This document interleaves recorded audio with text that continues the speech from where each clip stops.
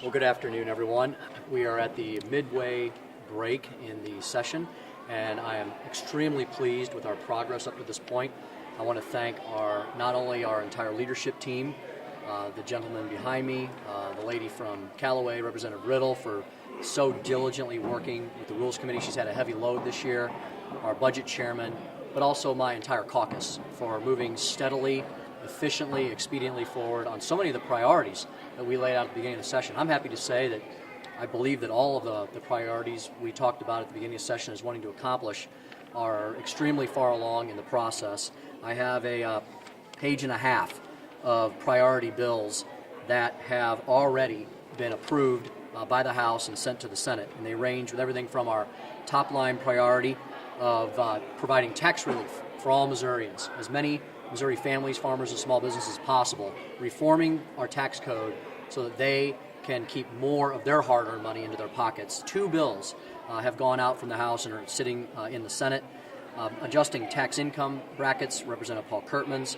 We had a major economic development bill, very similar to the one last year, that Chairman Zare, with extraordinary work from her committee and herself, moved over to the Senate very early on, which truly does cut tax credit programs we no longer need, cap some of the biggest drivers, and create some new programs that I think are very fair for taxpayers and will do great benefit for the state of Missouri. Medical malpractice reform, litigation reform, especially in the healthcare field, is something that was a number one priority of mine. The incredible amount of doctors and nurses and healthcare providers that showed up at this Capitol a couple of weeks ago proved that point. That is the number one healthcare crisis issue in our state.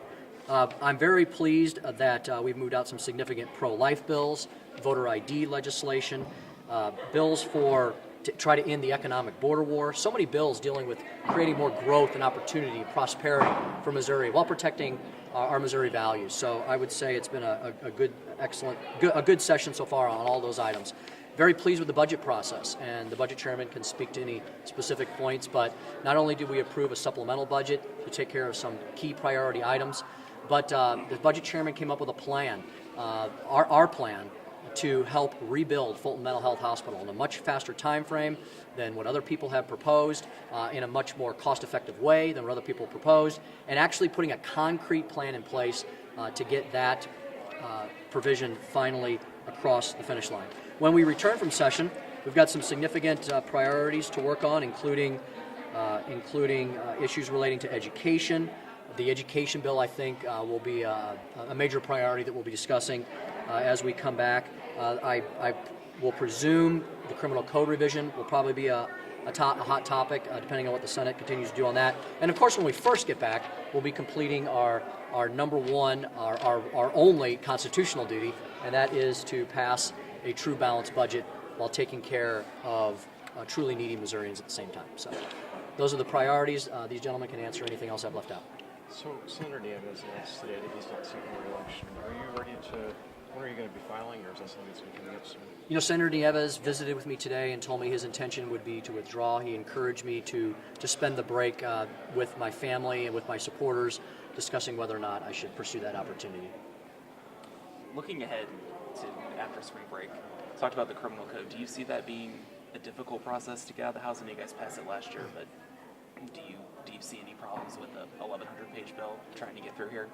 You know, it is a large bill, but it's dealing with a large subject that both sides of the aisle agree its time has come for a major revision. We've had 35 to 40 years of additions, subtractions, and court cases. The House and the Senate have been working on this large. We didn't just push this through in 1 year, in one session. This has been worked on now, I believe, for 3 years in a row. An extraordinary amount of time and attention has been paid to it. The version of the bill did pass out of the House last year, so we will have to wait and see how many, the level of change that the Senate makes to the bill before I can give you a definitive answer on that. But I think it is important that we move forward on that project. Stanley Cox has made the observation that he thinks that's the wrong vehicle to change marijuana policy in the state. He wants to see that done on its own and not in such a big bill. What's the feel of your caucus on that?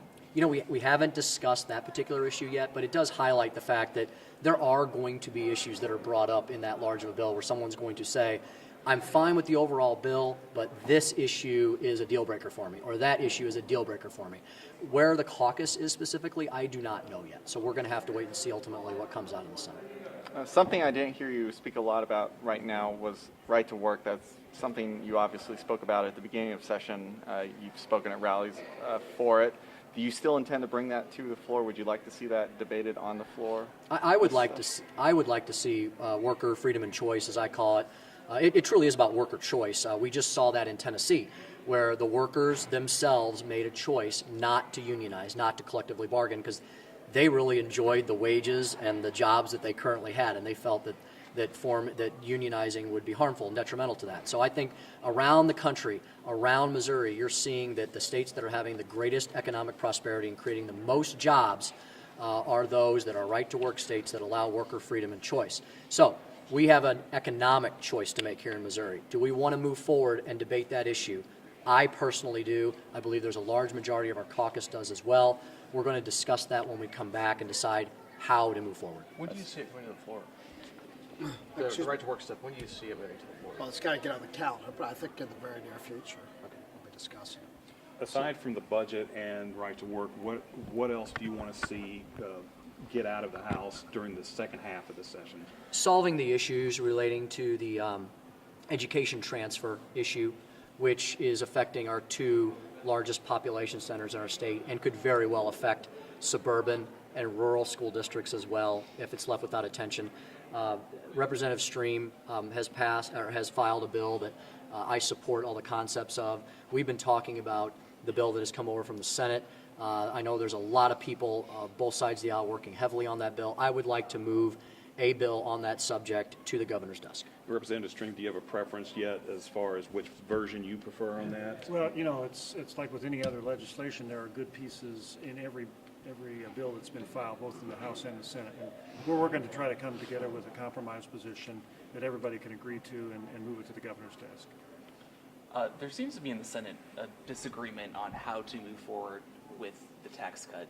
Seems to be one group that wants to pass an ideal tax cut similar to the one last year. There also seems to be Senator Krause and others that want to pass something the governor can sign. What do you think should be the focus of the caucus on tax cut legislation? I really can't comment on what the Senate would like to do or not like to do. I don't want to interfere with any of their caucus determinations. That is why we sent them at least three vehicles for reforming our tax system, which hasn't been reformed significantly in nearly 100 years, and that would provide tax savings for as many Missourians as possible. That's why we sent all those bills over there, to allow them the time to and I know it is more difficult for them to come up with a consensus to move forward that can survive a filibuster. So that's why we provided them multiple options, and I think our caucus wants to pass a tax reduction and reform bill. I don't know that our caucus is, we're not going to put a line in the sand and say it can only be this particular bill. That's why you saw the caucus unanimously support all three of the tax reform bills that went out. You've had a third member of your caucus now file articles of impeachment against the governor, and he even made the comment to me that he's, quote, appalled that the first two have not moved. Do you have any response to those comments and thoughts about whether or not you're going to move any of those? We're still taking a look at those. We want to make sure we move them forward in the right way. I would anticipate, we're going to have to go back and look what was done with the previous articles. I think they were moved to a committee for study, and so we'll have to look at that prior determination and move along that same track. Why haven't you moved them more quickly? I mean, you made a commitment pretty publicly to your caucus to refer all their bills pretty quickly. Why hasn't that been applied to the impeachment bills? Well, those aren't bills. Well, the resolution, whatever. I mean, they're... Well, they are bills. Okay, so... Our priorities this year are creating more jobs, creating a better business climate, growth and opportunity, guaranteeing access to a great education, looking at our energy issues, protecting and guarding Missouri values, and those are the items that you've seen the caucus, in some cases, unanimously support. There is unanimous support for all of these major policy items. I'm not saying that anything is more important than another when a caucus member files it, but there are certain things that require a little bit more deliberate attention to. I don't think I've seen a paycheck protection bill get floor time yet. Is that something you want to see come up during the second half? I believe it was just put on the calendar, and the floor leaders had a heavy load, and he's been working through that load, and we still have 8 weeks left. Little off topic, but next week I think is Sunshine Week. Do you see, I know in the past we've talked about changes to the Sunshine Law. Is it a priority to strengthen that law or to update it anyway for the House in the last part of session? I've passed several sunshine law strengthening reform bills, whatever you'd like to call them, over the last few years. Many of them have passed out of the House, so it remains a priority for me. So if we have a sunshine law bill that moves through a committee and comes back to my office, I would definitely put it on the calendar. Time for one more. On the subject of business legislation, Kevin Engler had a bill this morning that was the Non-Discrimination Act in committee, and he proposed the idea of lumping that together with other business priorities to try and get it through as a package. Is that an approach that you could see supporting or see working? Well, you know, based on that Supreme Court decision from last year, we have to be careful about lumping things together now and mixing subject areas. So we'll have to probably take a look at some of these things much more carefully and not be lumping them in. Are you supportive of the policy, though, about the non-discrimination for LGBT people? You know, I haven't really examined that issue much because it's not in my priorities that I earlier In listed. Monsanto, a lot of businesses are pushing for it. There's like 200 businesses that signed up. They Does that haven't. change? They haven't contacted me. Chairman Stream, I understand the Senate didn't move the supplemental budget out before the spring break. Are there any time-sensitive issues that raises? Well, they theoretically need to do it by April the 1st, because that's when Normandy said they would be out of money. Now, Department of Elementary and Secondary Education came in and actually reduced the amount from $5 million to $2 million, or $1.5 million actually. So perhaps they don't need as much money as soon as they need it. And that may be one of the reasons why the Senate didn't move it out. Does it concern you that that estimate was $3.5 million off of how much they would need to complete the school year? No, because you know, school district finances are, unless you get into them and evaluate, they're pretty difficult to understand. DESE, just as we were moving our supplemental through, that's when DESE took it over, and they've had time to look at it. So, Thank you. thank you. Thank you.